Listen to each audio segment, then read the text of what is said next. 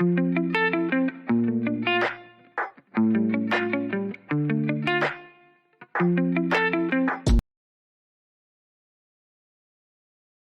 you is you brought this person around. You brought Tomato. I'm throwing tomatoes at you, bitch. What are you saying? You're not making any sense. Throwing tomatoes at this bitch because you whack. They're funny.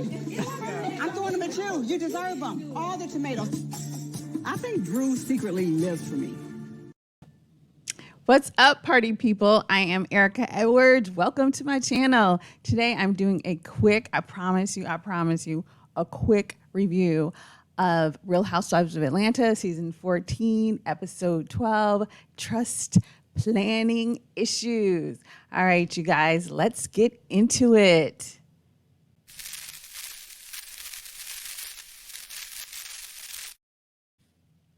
All right, folks, so let me know your thoughts.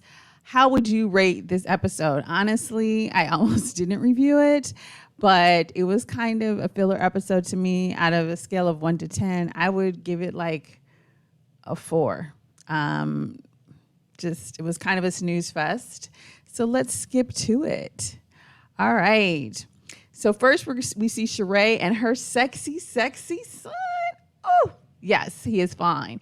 So she is right now that Tyrone's not in the picture, her storyline is all about She by Shereé. And I will tell you, when she wore those leggings, her booty was bootylicious, and I would buy those leggings because leggings that make your booty look nice are the best. So she's basically just talking to him, letting him know that she's, I guess, serious this time, and she's taking it seriously. She's getting an assistant. I mean, kind of nothing that she hasn't gone over in earlier episodes, so not much there really. So let's move on past Shereé. But one thing we will say is we find out in this episode her birthday is coming up. And, I think there was some little happy birthday balloons in the background. So she was turning 52 and looking fine. She looks great. Okay, so as we all know, Marlo kicked her nephews out. So one of the things she does is she gets recommended to a therapist and kind of to get sort of parenting counseling. And here, he's kind of telling her, we don't want them to feel abandoned. And basically, you're the best chance that they have. And she agrees to bring the nephews back the next time once she finally lets them in her home. And here she is giving him a hug. What do you guys think about her kicking the nephews out? Like, I get that she needs a break, but like her sister has a ton of people in a really small space. So it seems like that's a lot to put on your sister. And, and I get it that we're all family and we can work together. So it seems like maybe she should have tried. I don't know. I kind of feel a ways about it. Like, I don't think it's our place to pass judgment because I know it's got to be challenging. But, it's kind of like you get some struggles and, you return them like you would return a sweater or whatever. And since they're family, I guess, I don't know. I'm 50-50 on that. But, I mean, honestly, we haven't seen her dating, so she needs the storyline. So, but hopefully she'll let them back in and we'll see them in therapy. But here's kind of like the end of the session where she's hugging the therapist. And they actually say a prayer at the beginning, which I really thought was nice to add the Christian touch to your therapy. So what do you all think about going to a therapist who wants to also pray with you? Do you feel like it's a conflict of interest or do they come together nicely? In this episode, I think they did. All right. So as we all know, Sanya, tomato. Anyway, she invited them to a trip to Jamaica for the sponsors for one of her, does this have something to do with her website? I'm not sure, but they're going to Jamaica. They're going to her hometown, and the sponsor has agreed to pay for her and all of her friends, which is super cool. So it'll be interesting to see how this trip turns out, because Jamaica can be really high end and it can be really low end. So I'm curious to see kind of where they go and how it turns out. So as everyone is packing and getting ready for the trip, they decide to go to Law Archive and get some slightly used clothing for their vacation. No shade at all. Friendly, well, maybe a little friendly shade, but they're going. And so Sanya comes up right here. I kind of like her hair right here. I feel like she, I don't know if it's a wig or she has a good leave out, but it looks very real. I don't know if I'm quite, let me blow up myself. I don't know if I'm really feeling Shereé's like neon green or yellow or whatever, but maybe that's just my, like whatever, my screen, because it looks kind of crazy. But while they're there, they get to talking about the trip. So Sanya has decided to make it a couples trip. So here we are. Marlo is single AF, and Shereé is single now that Tyrone is out the picture. And Tyrone certainly couldn't travel to Jamaica since he's like, on house arrest. And Kenya is single as well. So I think Sanya's intention was to say, okay, after all the commotion with Kandi and the trip to New York where the panties were buzzing for other people, she wants to make sure everyone knows that like I'm planning couples things, and it is awkward to be with your man and then, Kandi will be there with Todd, and then, all three of them will be like hot and luscious looking, trying to get their groove back. So she talks to these ladies and lets them know it's going to be a couples trip. And she decides to call Kenya and let her know, which is interesting. And so when she's calling Kenya, here we go. We see Kenya. So she's explaining to Kenya, everybody needs to bring a +1 because it's a couples trip. I'm planning events around us all having someone else there. And basically, I don't want you to feel awkward. So, but Kenya is so in her feelings now that she's officially divorced. And I don't know, girl, is Walter married? Maybe you could pay him to come back. But now that she's officially divorced, she doesn't even let Sanya get the whole thing out before she hangs up in her face, which is like really rude. I mean, she's just letting you know. And then especially after Kenya was so offended by Kandi and her toys. And, the last trip, Kenya act like she didn't know it was a couples trip. So now we're trying to put you on notice to know, now she's offended. Now, at the time of the phone call, Kenya is at Kandi's house, and it is Kandi's little boy's name. It's slipping my mind at the moment. It's his birthday. And so, they're having, his birthday falls in the middle of the week. So Kenya brings over Brooklyn and Drew brings over her children. And it's just sort of like a middle of the week. And then she rented a little game truck for them and stuff. It was super cute. And that's where Kenya is when she takes the call. And Kandi kind of supports her, which is kind of weird to me because it's like Kenya literally went off on you about you planning a couples trip and not letting her know. So the allegiance between Kandi and Kenya is, I don't know, it's a little off-putting. It's getting sort of like mean girl-like. I feel like now that Nene's gone, everybody's trying to be the OG, but nobody is really giving me those vibes. Like I think Kenya wants to act like can't nobody touch her, can't nobody say anything to her. She's, the number one, but keep trying, my dear. I know Kenya fans are going to come for me, but, we all have our opinions. These are just mine. All right, let's keep it moving.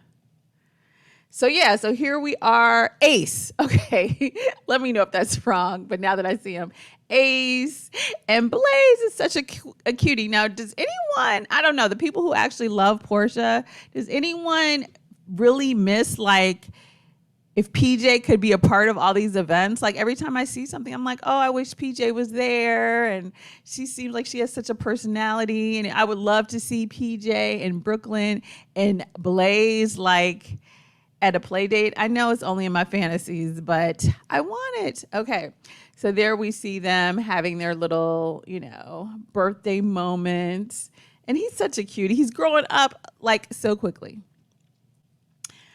All right. So back to Todd and Kandi. So here we are again. Todd and Kandi are going over with Kyla and Riley. Sorry if I think that's right. Kayla. Anyway, they're going over their estate planning. And we all know that Todd came into his daughter's life later when she was older. So he has always had this pull yourself up by your bootstraps. I want you to be independent. I'm not just going to hand everything over to you.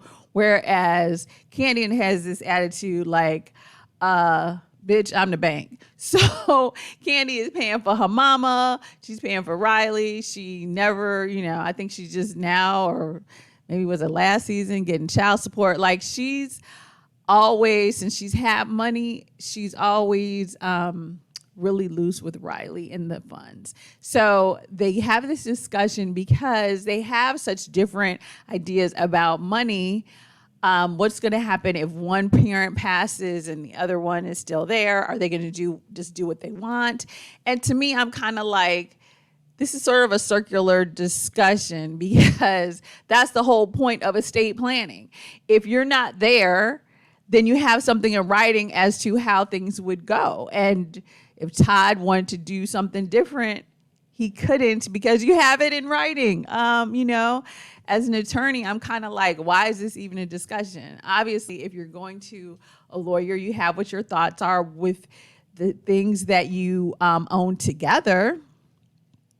Okay, you put it in writing, I'm saying you can control half of what that is. And you can say, okay, if I pass and you're still here, my half is going to go to Riley if that's what you want to do. And then Riley can start her business and blow all her money, whatever.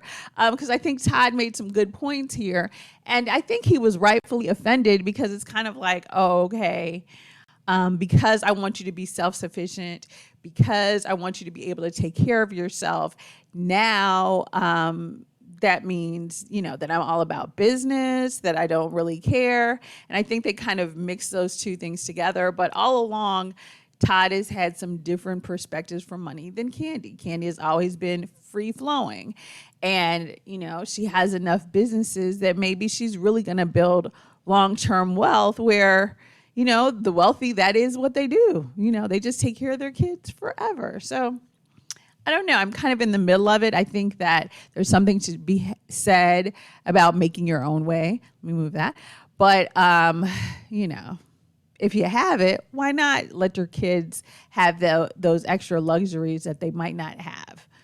Let me know your thoughts in the comments below, folks. All right. Okay.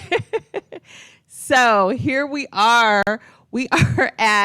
So finally, Sanya is having sort of like a get ready for the trip party, and she combines it with a birthday party for Shereé. So she has like a photo booth and cake and food and all this other stuff. And this is kind of the climax of the episode. That's where the clip came from, with Shereé and Drew kind of getting into it again. And Drew just talks over Shereé the whole time and has never addressed the issue of, sweetie, it is your assistant that's going around telling people that your husband is gay. So does he still work for you? Why do you make it seem like it's about Fatum? It seems like Drew right here is, in this episode, and honestly in others, is reaching for a beef with Shereé. Over what? You know what I'm saying? Like, really, y'all both need to fire that assistant. How is he causing this much drama? And why aren't you? And now she's like, oh, well, I need more receipts. Okay. Shereé showed her text messages. What more do you need to know that he's talking about you the same way he was talking about Shereé? Anywho, so that's kind of the beef between Drew and Shereé. Kenya comes in and sort of reads Sanya a little bit because the food is dry. Kenya's the complainer. The food is dry. She and Sanya sort of make up over the hang-up issue, but not really. Sanya kind of basically just sucks up to her, but they don't really resolve anything because honestly, Kenya, it was just rude. So Sanya has a little clipboard here where she's going over the things that you're not going to do so she won't get embarrassed in Jamaica, like, don't bring no props don't smoke weed because it's illegal. I'm not going to bail you out of jail. And basically she wants the ladies not to embarrass her. Then I don't know what show she's been watching, but sweetie, it's a trip. That's kind of what we do. But so basically, you guys, that's it in a nutshell.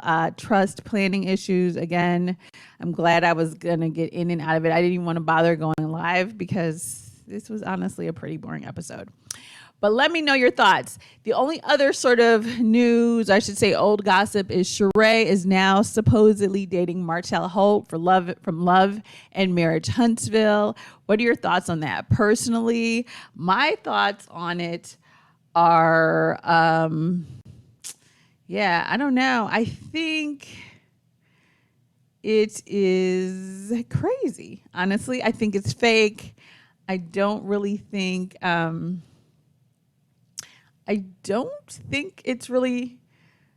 it's honest. I don't think it's truthful. And why do you think I'm fake? Okay, this is why. I feel like this is just to kind of give some, I feel like this is Carlos King behind all of this. It's just sort of a crossover. Martell is doing everything he can to change his image in the limelight, and I think he's, and Shereé needs a storyline. So I think they came up with this together. But I don't know. They look good together. They both look good. Kandi mentioned on a radio show that he actually came after one of her friends and one was kind of doing it for the cameras. Then on another clip, supposedly Martell is irritated or upset by it. I don't know. We'll see. If it makes it onto TV, then I guess it could possibly be real. But right now, it's giving me made up vibes. But you guys, let me know your thoughts. Let me know what you think. So yeah, you guys, I'm in it to win it. Like, comment, subscribe, and ciao for now, folks. And I'll see you soon. Have a great night. You ain't talking.